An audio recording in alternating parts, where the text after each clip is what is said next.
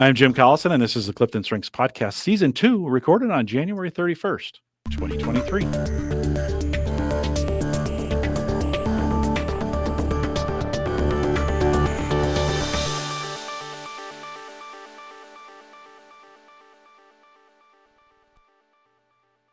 In this CliftonStrengths Podcast series, we look at the Clifton Strengths for Leaders report, one theme at a time, and today's theme is self-assurance.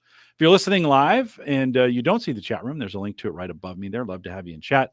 Or if you have questions after the fact, maybe you're listening to this as a podcast or on YouTube, you can send us your questions, coaching@gallup.com.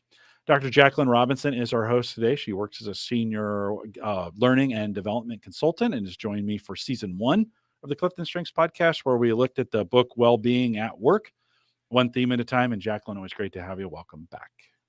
Oh, yes. Hello. We are spending some time talking about self-assurance today, and this is one of my favorites. I'm not going to lie. I'm excited for it. Let's jump in. Give us that intro and tell us what it is. Yes, you feel confident in your ability to take risks and manage your own life. You have an inner compass that gives you certainty in your decisions. Self-assurance is every movie hero, I think, right? Yes.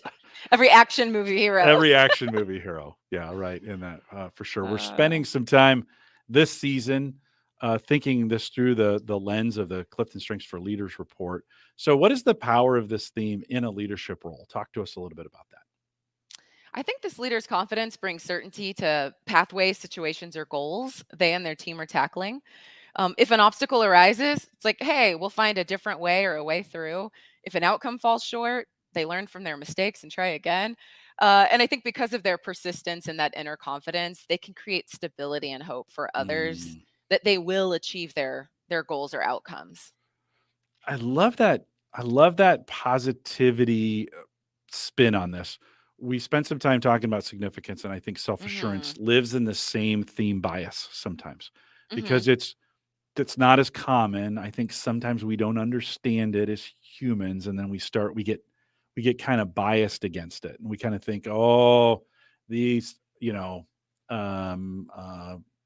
terms. I won't even say them because I don't want people to think about them.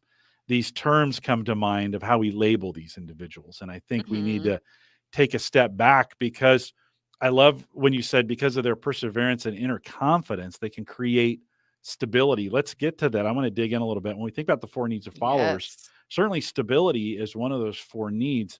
Is that the one that I've been asking this question all series about the 4 needs. Is that the one that comes to mind of self-assurance? I don't think we think of self-assurance providing stability. Talk a little bit about that because I think that's pretty awesome. Yes, I think they bring it for sure because they lend that sense of self-confidence to other people. I know you can do this. We've got this. If I can do it, you can too. We're in this together, and it helps that person go, oh, okay, maybe it's not all bad. Maybe I can do this. And I had a class previously that I led with a former military officer that led with this one, and they had to jump from a large height. And he had his person in front of him that was just scared as could be. He said, listen, you have to do this, but I'm going to be there right behind you. And the troop jumped, and then he followed right behind him. So it can create that sense of stability of, even in the face of fear or failure, you've got this, and I'm in this with you. We're in it together. It's amazing as we've done, I've done 3,000 of these webcasts or so, something like that. And as I work with people who've never done it before, they're always a little nervous. And I always say, that's fine. It's actually good. It's better to be nervous.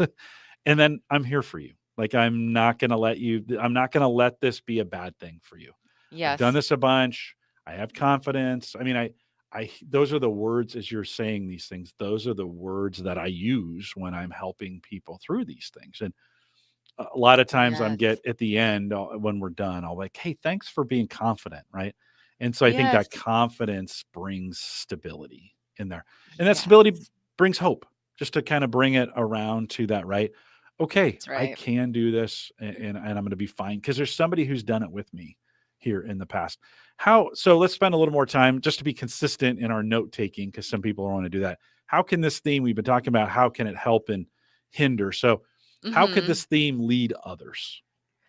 Well, a leader with this theme, as we mentioned, they lend their self-confidence to other people. They're not only their best coach and champion, but they do really well at championing others and nudging them Hmm. towards their own goals. It's a Hmm. great person to have in your corner.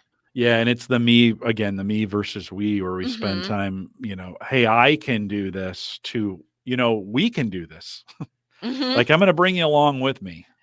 We can do this thing. And to say it in a way where you believe it. You're like, Yes. okay, oh, okay, I'm in. The power, the true, if leading is taking people a place they've never been before, Mhm. right? And doing something they never done before. That that confidence matters and bring him along. What about the other side of this? How could this theme hinder the leadership of others?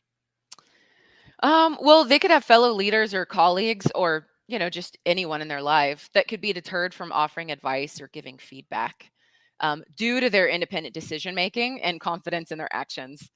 But I think someone with a leader with self assurance has to remember there is no I in team. And so people are looking up to you. You have that sphere of influence. And so inviting others into the process will create that more cohesive and collaborative workplace. Yeah. I think it takes a chance, a risk for leaders who have this Hmm. to come out sometimes and say, no, we can do this together. Like, that's Hmm. a risky, I think sometimes we think that just happens, but that's a risky moment. And I think a moment of growth for some individuals with high self assurance to say, no, I know we can do this. Let's do Hmm. this. Let's do this thing. And here's how we're going to do it. And to be inspiring, I think sometimes that's something that takes practice, right? It takes taking a risk maybe early on, or taking a risk in certain situations to say, no, I know how to do this. Let's do it. I know. Any thoughts on that, Jacqueline? I like this perspective of risk Mm, because they're so comfortable with risk from their own internal perspective, of okay, well if failure occurs, I know I'll get through it. And I love that idea of risk because the risk is engaging others and yeah. maybe hearing the feedback of others, the advice of others that might go against where you wanted to go, but for the sake of the company or the team, you want to bring people on board. So Yeah. yeah, Yeah. it's Listen, I, good. I want the person doing my taxes to have high self assurance. Yeah. Right. Yeah, no, I got this. I got it. I don't want anything to do with it. Like, I want you to do it, right? So, Yeah. only applicable because it's the end of January, and here in the United States, taxes are due in a couple months, and so we're all spending some time thinking about it. Um, Oh yes. we're doing some report dynamics. We're spending some time thinking about the Clifton Strengths for Leaders report and the Clifton Strengths for Sales report, as well as manager. But as we think of sales and taking the leaders report and the sales report, putting them together, what kind of Mhm. report dynamics could we get out of those? Well, their initiative, their motivation, their confidence, I think all of those traits can lead clients to feel empowered and excited by the solutions or goals outlined in the statement of work.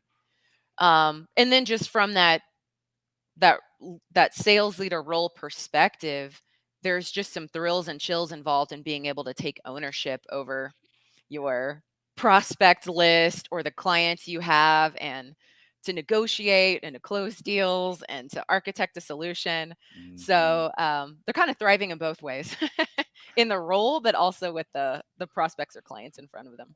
I love that statement, thrills and chills. I like that Yeah. in this, especially in this context, right? The thrill of the close, right? Yes. The strategic, maybe small s on that one, but the strategic actions that have to take place to get the thing closed.